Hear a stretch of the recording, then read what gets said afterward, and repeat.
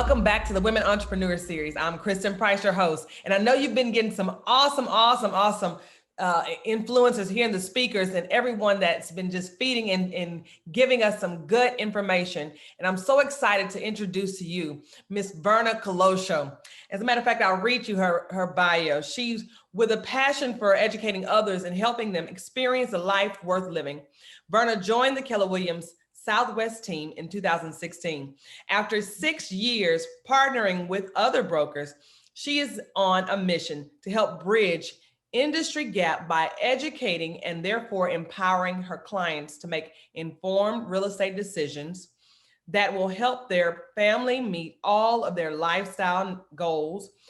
Verna leans on her experience as a secondary educator, administrator, former HR sales professional, and lay counselor to assist in advising her clients and negotiating on their behalf.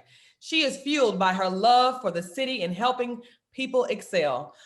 Over the last 2 years, she has served as an agent leadership council, a position held by 7 to 10 agents out of the 500 plus at the office at Keller Williams Southwest, and is one of the top agents in her office.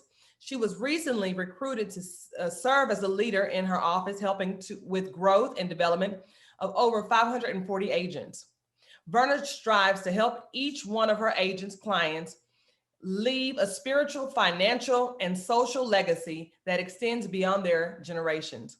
Outside of real estate, Verna enjoys spending time with her 2 kids.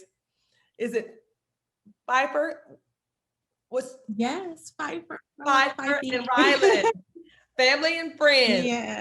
She is passionate about living on and in God's purpose for her life. You might find Verna relaxing around the bend at the craft center, restaurant, or just learning about new businesses, entertainment sites, and people in the area. And she is eager to get to know you. Ladies and gentlemen, I welcome Ms. Verna Koleosho. Did I say it right? You were almost there. You were almost there. Koleosho.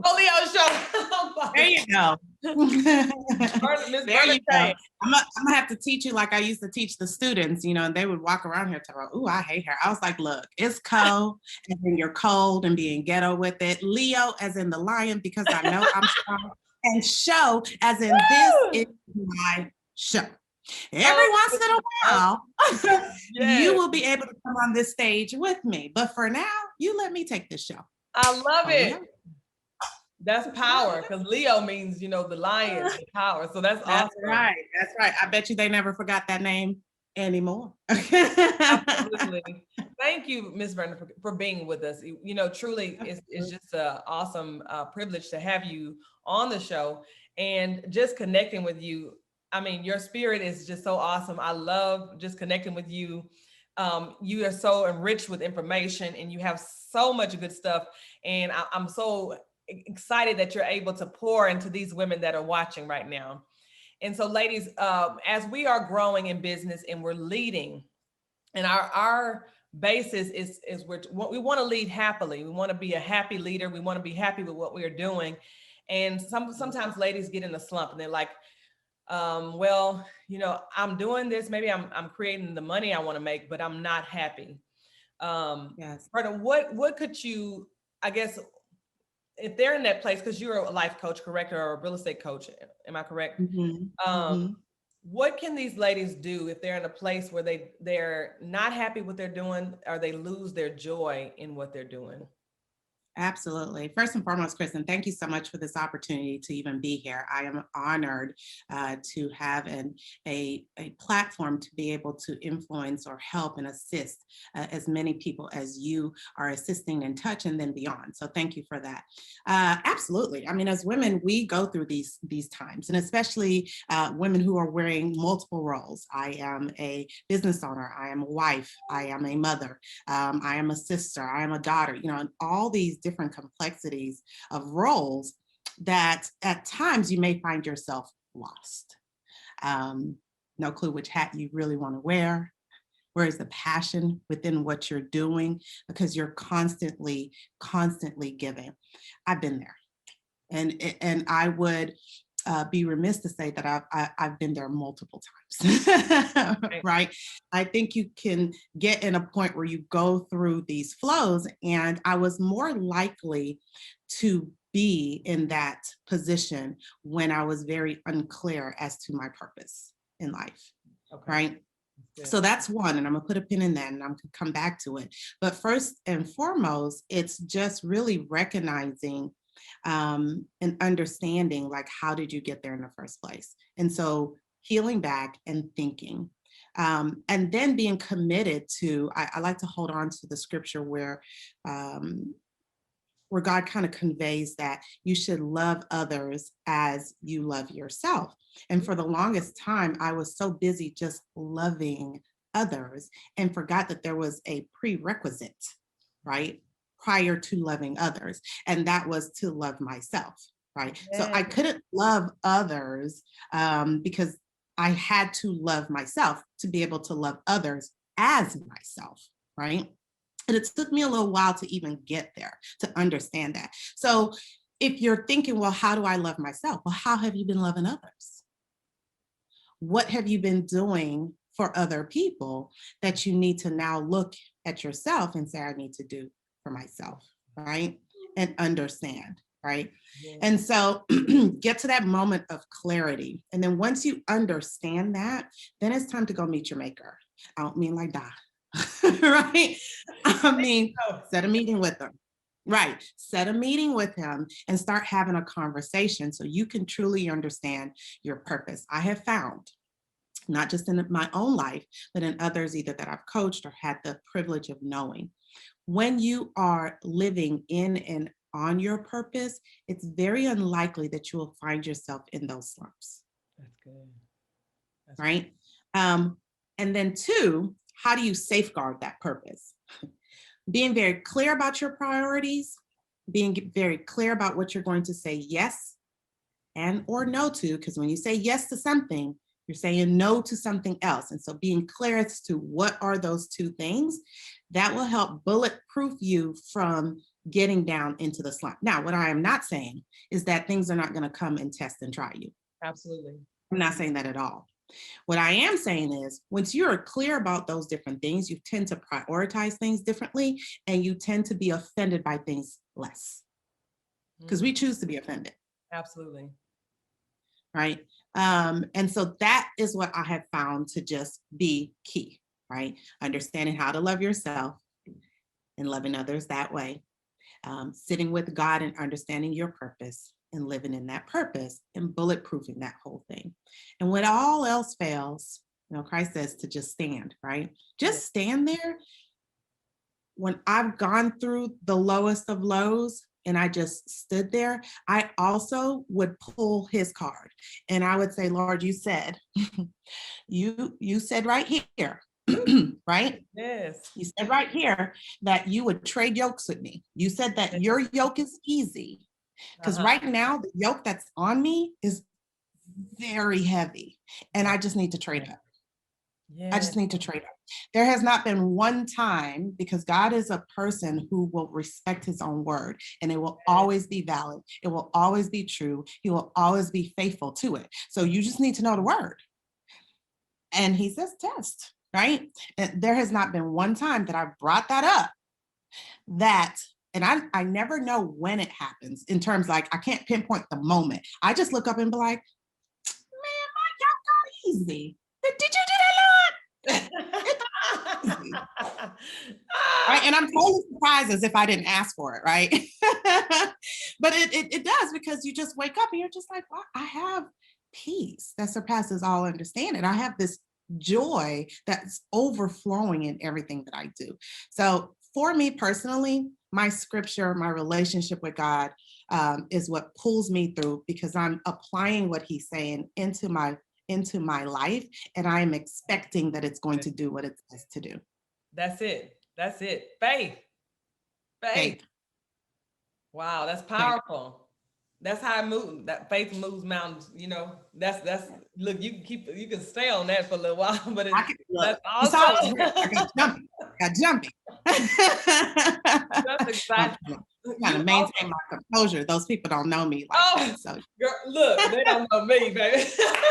Look, well, some of y'all know me that's watching, so they know me, no. But it's exciting because we all get to that place in where we get to that slump sometimes, and we need that joy Mhm. back. We need that renewal, and it's like even just hearing somebody else, hearing what you just said, oh, you know what, I do need to check the word. I need to, and it was so awesome when you brought out the part of, you know, to love your neighbor as yourself. So how are you loving them? How you loving yourself? If you loving yourself, are you loving yourself? That's huge. We Mhm. pour sometimes, and we forget about ourselves. Now, Absolutely. a lot of times, and I would say this is a value thing. We don't value who we are, and so Yeah. in going into confidence. So I want to ask you this, like, if they're not valuing themselves, or if they want to build their confidence, they're not happy with where they are, and their confidence is in a place that needs to be built up. How would a person build their confidence up, or what would you recommend? Absolutely. So I'm a big stickler for words, right? And the etymology of that word and understanding that word, because words have power, right? Yeah. Scripture says out of our mouth, life and death, right? We speak life and death. And so you've been speaking life and death into your own situation based on those words. So that's why I pay attention to those words. And so your question about how do we build confidence, and how do we love ourselves, is one. Let's break down confidence, right? So con with, and then fidence is fidelity, with faith, with trueness, right? And so where are you actually putting that with faith in? Is it within yourself, or is it with God? Because you don't determine your value. I'm sorry, I just got to say it. You don't. You don't determine your value. If that paradigm shift needs to occur, let it occur right now. Your value has been paid for with a price that you could not afford. Right? Yes. And so there is only one being that determines that value, and it's the person who created you. Yes. Right? In scripture, we see it this way, right? How can the clay or this pot look at the potter and say what they're going to be? He said, and maybe in a totally different scripture that you're finding, that you could still have this clay, and in one hand it's made for feces basically, and then the other one is made for eating, but it's the same material, it's the same form, right? And yet at one point it has value here, and the other point it has value here. So when you understand that your value, the source of that value, what identifies what your value is, comes from God, well, God is never changing. Yes. Right? And so then you understand that it goes beyond you. So you look to him for your value. And when you look to him to identify your value, then how can you sit here and say, I am worthless? He might as well have not died. He paid a price you couldn't pay. He did it. Right?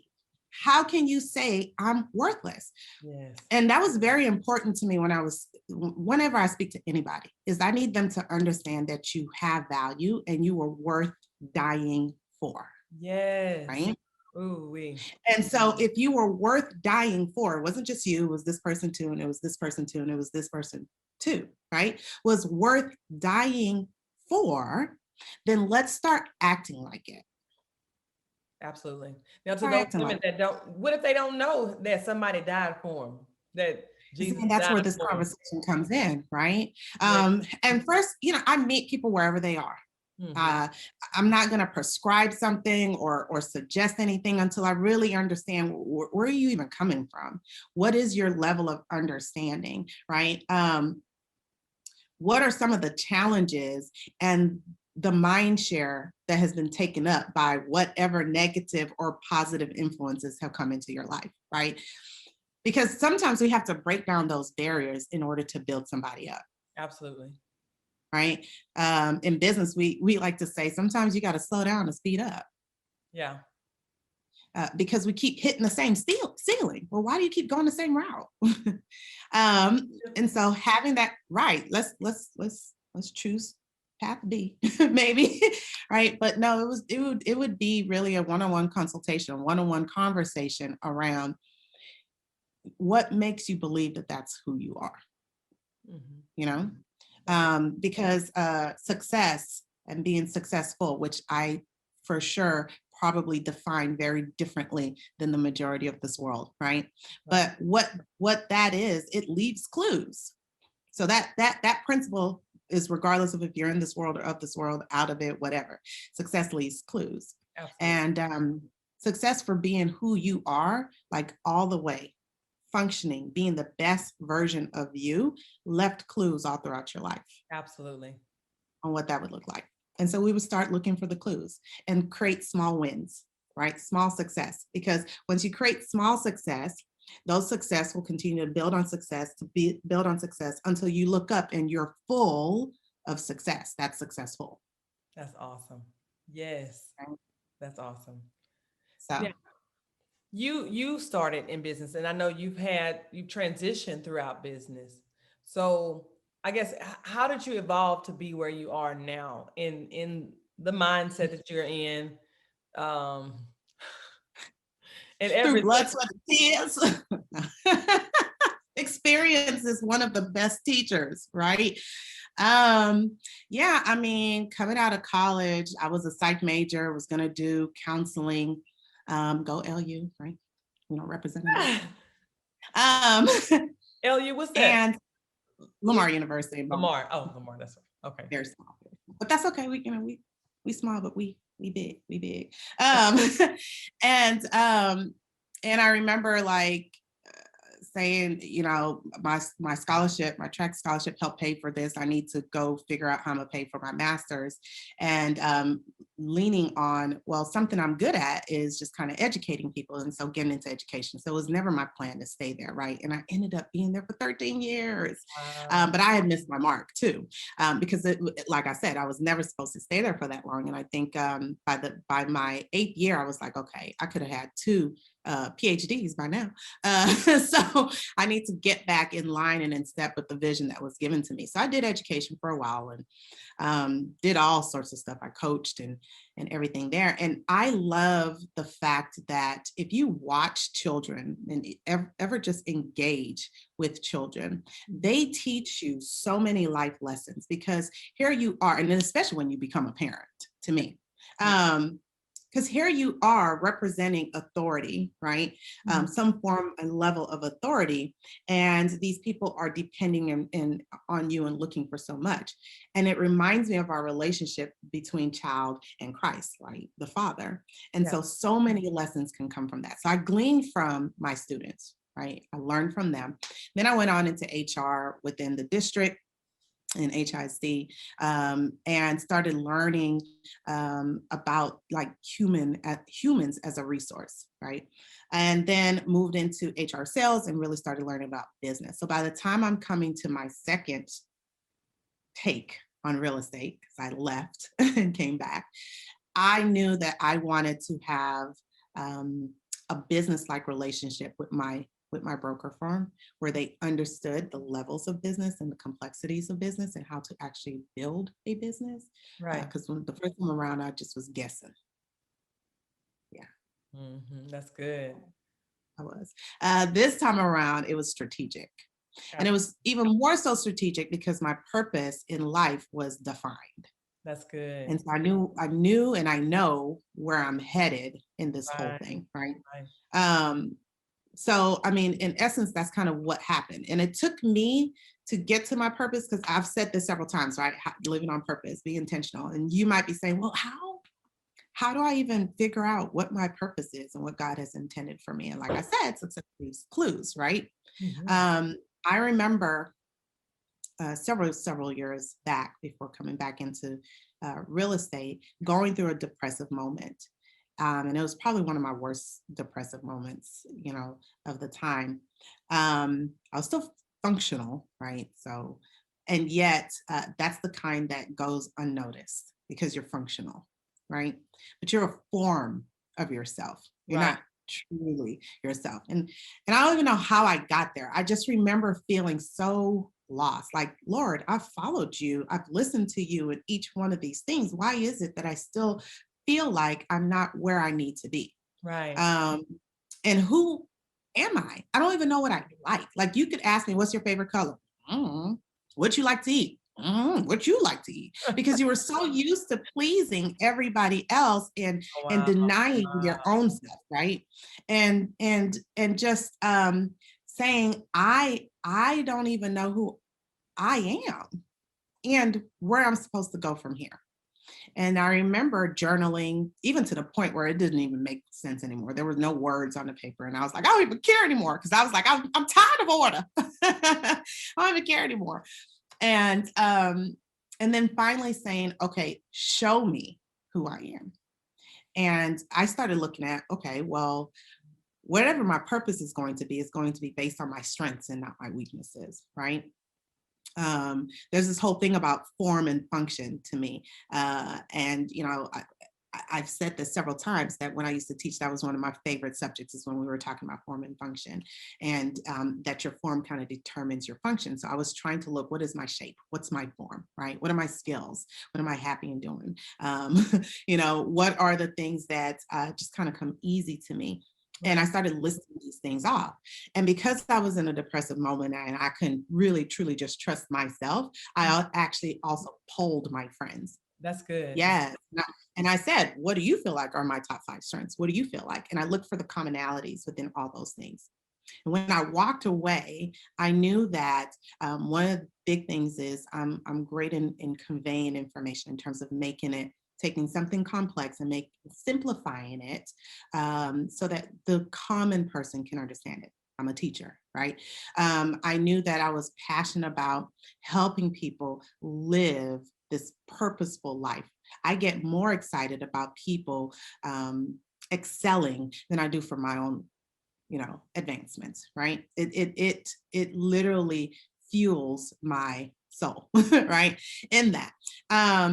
And that, you know, then I looked at, okay, what are some of the things I just like doing? I like houses.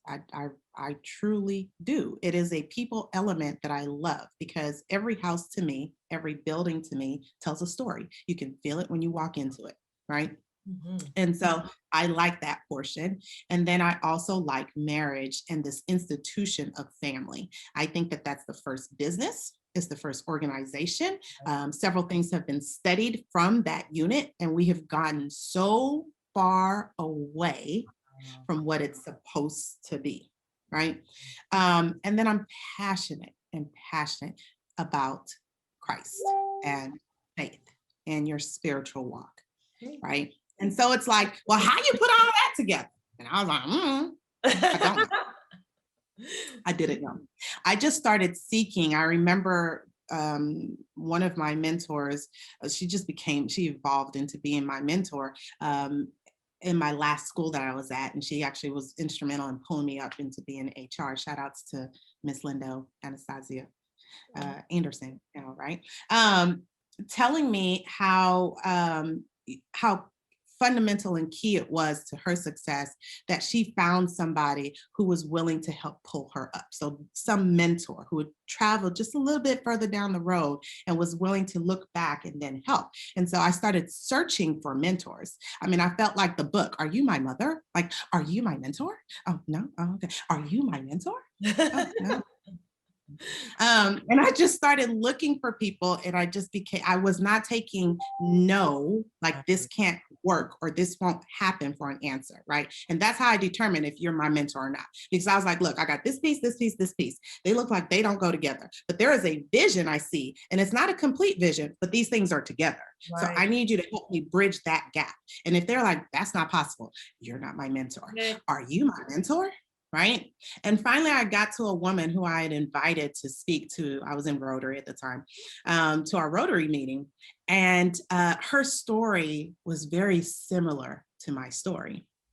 And so I approached her afterwards and I asked her, I said, hey, would you mind if we either grab a cup of coffee or, I can come to your place of business and just have a 30-minute discussion. I just want to lay out a couple of things that resonated with me that you have done that I'm looking to do and help me. And we sat down there for those 30 minutes and it actually, went into 45 because she was very intrigued about what was going on. And I told her about, I got this piece, and this piece. And she was like, oh, that makes complete sense. I was like, it does? She was like, yes. Wow. It makes complete sense. I was like, tell me more. And she goes out to lay out and said, no, see, you use real estate to get in the door. Oh, what do you mean? No, because in real estate, you're going to, have conversations about what's going on in their home, what their desires are. You're dealing with one of their most expensive assets. So you have to get into some of their financials. You see how they're communicating. So you see everything that's going on with real estate. It gets you in the door. And then you build your network in so that once you've identified some of the pieces or they have shared some of the pieces that are missing, you help fill that gap in by connecting them to the people. This is where you educate. This is where you talk about marriage and family. This is where you do this. And I was like, can I give you a hug? This is my answer. She's like, as a matter of fact, I'm gonna connect you to somebody. And her name was Kimberly, right? And she happened to be at Keller Williams Southwest, which I had already determined I was coming to Keller Williams Southwest. So you see how God just was situating the whole thing, bringing it together. Yes. And so that was huge. That was huge. Yeah, but she sometimes we think mentors have to be physically present, right? And then sometimes we think that mentors and or coach have to stay in our lives for a long time. And that's neither one of those are true, right?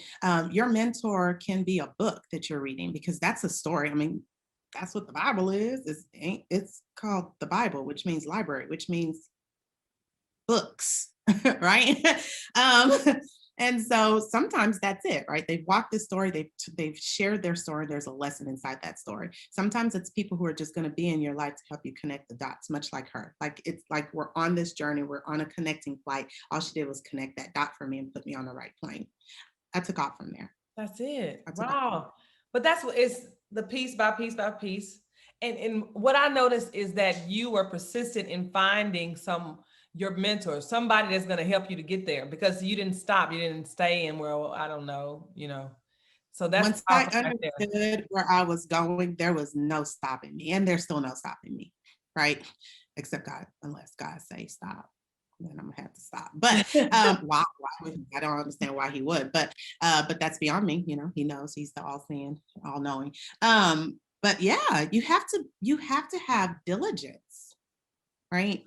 If you think about the stories of when Christ was actually walking the earth, right? So skipping the old and going into the new, for those of y'all who understand the Bible, and the amount of persistence and diligence they had to do because they were facing a lot of adversity. And I'm talking about the New Testament, shoot, now that I say it, even in the Old Testament, right? The amount of adversity that they faced and had to still triumph over. Right. Like y'all say the quirky triumph. You got to try and put some oomph into that to be triumphant, right? So yeah, get very clear and then don't take no for an answer. I learned that don't take no with my first stint of real estate. And just like when you want something, then you need to go until you've exhausted all possibilities. Awesome. Ooh.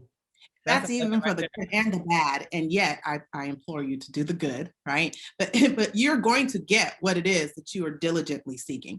Absolutely. Be it evil or good, right? Be it light or darkness. You're going to get it if you diligently seek it. I implore you to diligently seek the things that breathe life into you and give you life, as opposed to the things that suck the life out of you. But it's your choice. It's your choice.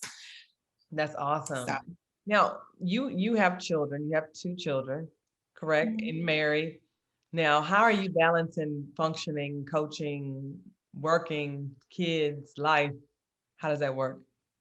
So I can answer that question, and yeah, I'm going to correct you. I am currently no longer married. Oh, no longer. Okay. I I apologize. went through a divorce last year. It was surprising. But for the majority of my adult life, I have been married and had children. So I can answer that. It really is just understanding your priorities and then teaching people how to treat you. Yeah. And it's not even a balance. I think that that's mythical. In this life, the way we have things, it's very hard to balance. And I think balance does not equate to enough passion, right? And y'all may disagree, but let me explain why. I think there are times where that for life to truly be enjoyable and for progress to be made, it is a delicate dance of counterbalance, Right. right? Because there's a season for everything. Right. And so as that season shows up, you're going to have to pour in, right, more. That this is when I plant these seeds. And that requires this amount of work to yield this harvest. Then the harvest comes and it brings something else up. Right. And so then you're going to have to plant those seeds. Right. That are for that season, and it requires this amount of work. And so you have to do this. And what you're hoping, right? You see the scale. A scale just does this. When it does this, you're out of whack, right? Mm-hmm. When it does this, you're out of whack. Right. You got to do this because the sum of these things, when you average it out, is this. That's the balance. Yeah. That's the balance, right? Can you even see my hands? Oh, I can. I was like, I'm very demonstrative. That's all right. That's good. Damn. That makes so much sense. At broadcast journalism and all this other good stuff, communicating. Now, you are taking care of kids, you're working. And so what information, I guess, when you educate yourself, what are your top 3 books? What books would you recommend entrepreneurs would read? Well, my number 1 is the Bible. Okay. There's a lot for you to learn from that. Okay. And then the second thing to me, I think one that is just kind of top of mind and I think will resonate because right now all I'm pulling are real estate related type books, and I know everybody's not a realtor, right? So one that's top of mind that if you're an entrepreneur that should be key, or I would suggest, would be Seth Godin's Tribe. So building a tribe, right? Because that's essential for a lot of different things. You want to work with people who know, like, and trust you. You want to be able to identify who those people are. But you asked the question earlier, how do you do that counterbalancing? It's with help. Like, no one succeeds alone. You need a tribe of people that are going to support you, not only professionally, but personally as well, who are there to step in and help you. It could look like a spouse. It could look like family members. It could look like friends, or all of those things, right? And so leveraging those relationships to help you move forward. Understand asking for help is not a bad word, right? That's huge right there. I had to get luck. Last year taught me that. And not because I thought it was a bad word. I just thought it was a muted word. Right. Like, I'm getting help and people don't hear. I'm like, I thought I said it right. Like, you didn't hear me say help? Was it too low? And folks just didn't come help, right? So you learn to just be like, help. Nobody's hearing me anyways. Why do I exert all my effort in saying help when y'all not hearing me, right? So it became a muted word for me, right? So it's not a bad word, nor is it a muted word. It is an opportunity that within your vulnerability, 1, you allow somebody else to receive blessings from blessing you. And then 2, you allow God to help you with all the resources he has to do. So, right? And we're vessels. We're vessels. We're vessels.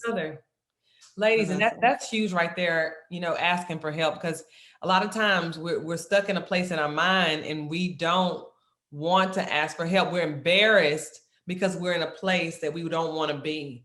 And instead of asking, reaching out, we just stay in this hole, like. And then when you're in that hole, you're like, man, I'm the only person going through this. And you start building an island. Like, you were like, put more sand on my island. I'm the only one going through it. little more. After a while, you'd be like, man, I can't even reach civilization. All this water or all this stuff is between me and the help that I actually need. But you built that island. Absolutely. You built that island because people was like, oh no, we are here. Yeah, see us. Mm-hmm. Right. So getting out of your own way is huge when it comes to living life on purpose. I think we take ourselves way too serious, for one. And then I also think that we don't think enough. And so you're gonna have to balance that for yourself, right? That's it. We don't analyze enough, and yet we take ourselves way too serious. Yeah. Have fun. So you saying put some fun in it. Put some fun in it, and yet still consider your actions, right? Yeah. I think what we take so serious is, and I'm trying to look because I am demonstrative, right? We take a situation that's like this small and we magnify it to be this big, right? Yeah. That's taking ourselves too serious. Put that thing in perspective. Like, think about all the blessings, think about all the joy, think about all the good things that surround. When you actually think about that, you'll notice that that thing ain't nothing, and you push it aside. But you've at least considered it all, as opposed to just considering this one thing and magnifying it, right? Yeah. So Gratitude. You said gratitude and you said think. Those two things right there. That's powerful because we don't think sometimes. We just go emotionally and do it, and then even that, like not really looking at and counting our blessings, what's really there. You start getting excited when you look at and you start counting everything that God has done, the blessings that he's done. And yeah. that's powerful. And one thing that helped me better look at that is really just understanding that God wastes absolutely nothing. And that's powerful. So I'm gonna say it again. Your heavenly Father, the Most High, wastes absolutely nothing. So let's play that out a little bit. Everything that's great and good in your life, he wastes it. Nothing. Everything that has been bad, evil, all this, death, he wastes absolutely nothing. And if you're on the light side of life, right, following his light, then he says that he even makes your bad things work out for your good.